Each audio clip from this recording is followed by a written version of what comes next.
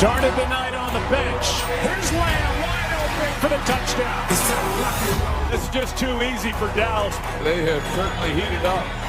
End zone touchdown Cowboys. That's tipped and picked. Deep to the middle. Caught by Pickens and holy cow. This has looked more like the unit that we have seen through much of the early part of the season. They can totally control this ball game. Hello, happy Tuesday. Yes, welcome to First Take.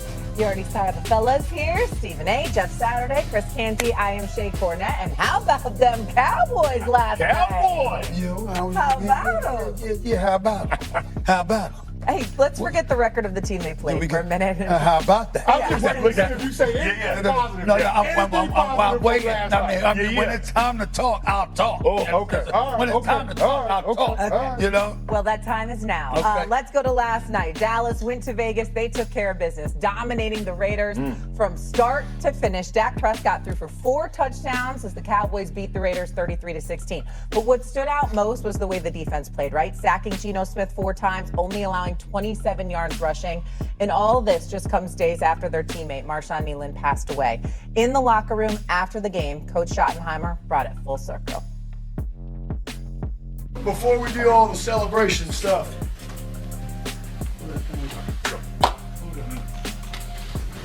so proud of you guys, man. Hey, man. Tough couple weeks. We made them proud. You guys made them proud, man.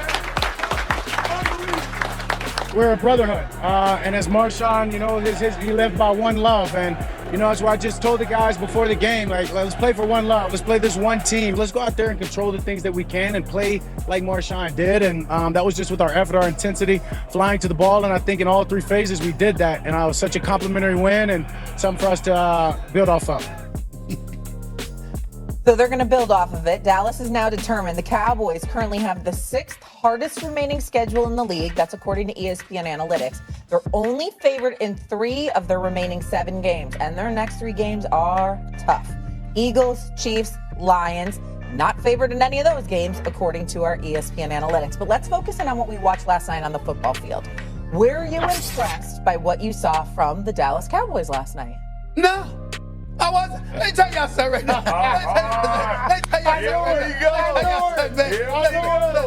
Listen. I'm just sitting there. I had to wake up. I just want to thank all my colleagues at ESPN this morning for making me laugh. I mean, I woke up with a smile on my face listening to all of y'all. It was unbelievable to watch. You would have thought the Dallas Cowboys actually went up against Indy or went up against Seattle or the Rams or somebody. The second most high-powered offense in the National Football League.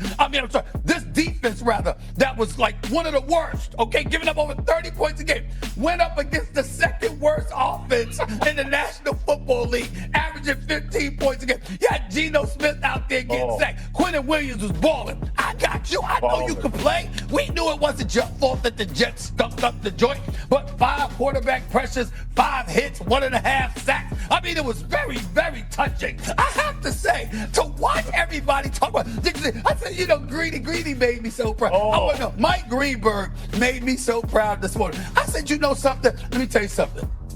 He's going to kill me for saying this. One of my boys, my partner, my business, my man Kevin Frazier, works for Entertainment Tonight, right?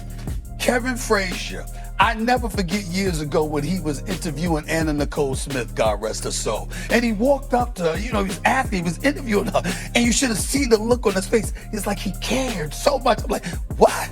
Yes, are you really kidding me? What is this about, right? That's what I thought about when I was thinking about Mike Greenberg this morning. I watched him sit up there and he was making such a big deal of the Cowboys. And I looked at Greedy and I said, is this Get Up or is this Entertainment Tonight? What is this? They're playing the Raiders. Do we not understand how bad the Las Vegas Raiders are? They truly, I'm going to say it to you like this.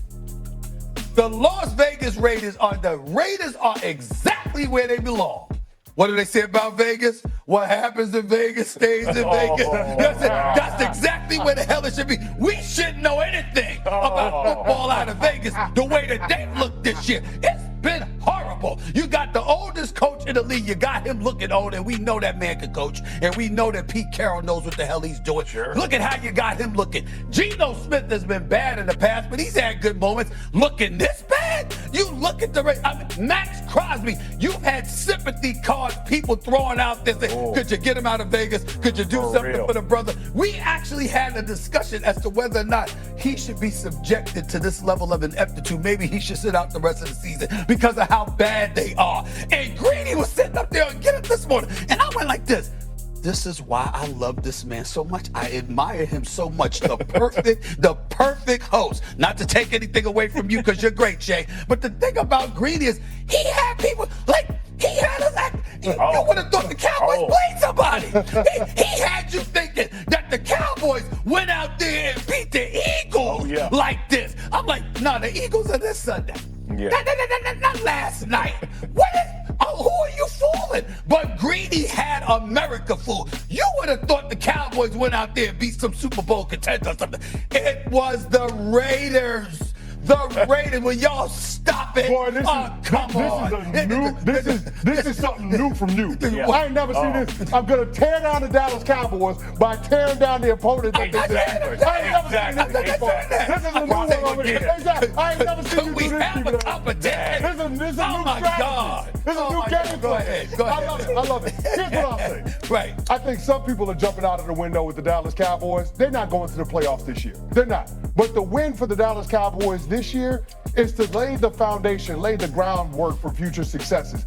I think the second half of this season can be what 2022 was in the second half for the Philadelphia Eagles. Okay. And if you squint really closely in terms of the football philosophy and roster construction, how this Dallas Cowboys team is now built is very similar to how the Eagles are built and how they want to play. Yeah. They're built front to back, inside out, both lines of scrimmage. You're talking about a lot of first and second round draft picks in the trenches in those particular units, 2 dynamic receivers, a Pro Bowl level tight end, and a top 10 quarterback.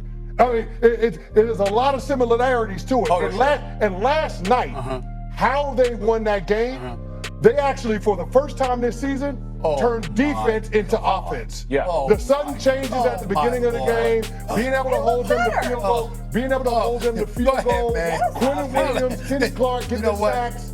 That's impressive. And then, oh, by the way, they were able to have more ball disruption because the second and third level defenders ain't running up on play action fakes to have to stop the run because you got 2 hombres in there at defensive tackle that are absolutely animals. That's how Kenneth Murray got the tip pass that ended up being a pick for Marquise Bell, setting up a short field touchdown for that Dallas Cowboys offense. Then in the fourth quarter, defense, special teams, hits the Raiders, minus 2 yard line, then they end up getting a safety. I'm just saying, I understand how the Dallas Cowboys want to win football games now. Yeah.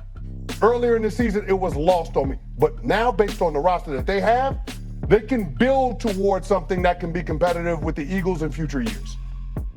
Oof. I mean, listen. I mean, I think you and Greeny were on the same coffee this morning. Y'all both excited. Now, I'm gonna say this. There's a little truth. There's a little truth in both conversations. I do think that Quentin Williams will be a massive addition in the future for the Cowboys. So do I. My issue with the Cowboys from last night's perspective